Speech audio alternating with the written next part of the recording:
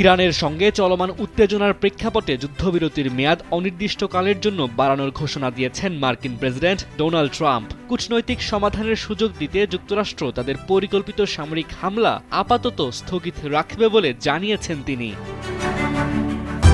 পাকিস্তানের মধ্যস্থতাকারীদের অনুরোধে এই সিদ্ধান্ত নেওয়া হয়েছে বলে মঙ্গলবার সামাজিক যোগাযোগ মাধ্যমে দেওয়া এক পোস্টে ট্রাম্প জানিয়েছেন। যুক্তরাষ্ট্রের সামরিক বাহিনীকে অবরোধ অব্যাহত রাখার নির্দেশ দিয়ে বলেন, ইরান প্রস্তাব না দেয়া পর্যন্ত এবং আলোচনা শেষ না হওয়া পর্যন্ত যুদ্ধবিরতি বজায় থাকবে।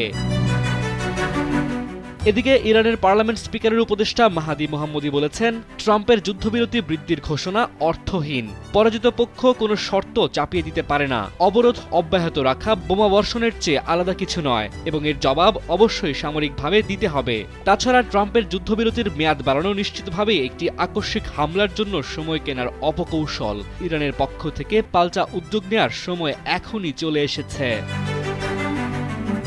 এই সিদ্ধান্তের কয়েক ঘণ্টা আগেও ট্রাম্প যুদ্ধবিরতি বাড়ানোর বিপক্ষে অবস্থান নিয়েছিলেন এবং ইরানকে সতর্ক করেছিলেন যে সময় দ্রুত ফুরিয়ে আসছে। হঠাৎ এই অবস্থান পরিবর্তন ঘিরে আন্তর্জাতিক মহলে আলোচনা শুরু হয়েছে। অন্যদিকে শাহবাজ শরীফ যুদ্ধবিরতি বাড়ানোর সিদ্ধান্তকে স্বাগত জানিয়ে বলেছেন, ইসলামাবাদ শান্তিপূর্ণ সমাধানের জন্য প্রচেষ্টা চালিয়ে যাবে। পাকিস্তানের সম্ভাব্য দ্বিতীয় দফা আলোচনার কথাও উল্লেখ করেন তিনি।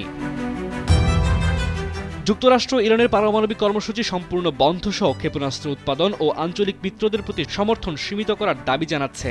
তবে তেহরান তাদের বেসামরিক পারমাণবিক কর্মসূচি চালিয়ে যাওয়ার অধিকার থেকে সরে আসতে নারাজ। বিশ্লেষকদের মতে, এই যুদ্ধবিরতির মেয়াদ বৃদ্ধি মূলত কূটনৈতিক চাপ সামাল দেওয়ার কৌশল হতে পারে।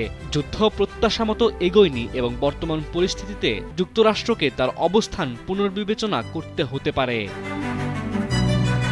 ডেস্ক রিপোর্ট, সময়ের আলো।